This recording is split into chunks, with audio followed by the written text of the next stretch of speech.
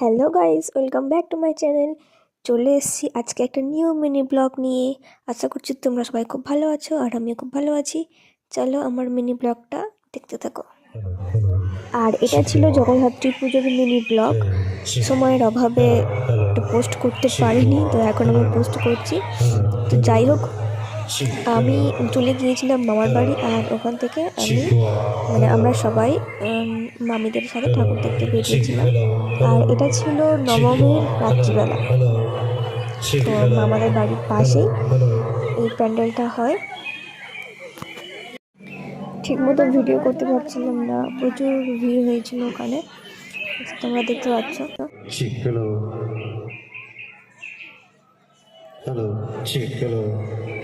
এই পুরো প্যান্ডেলটা হয়েছে স্কুল মাঠে। এই যেটা স্কুল দেখতে পাচ্ছ, তো এর মাঠেই বড় প্যান্ডেলটা হয়েছে।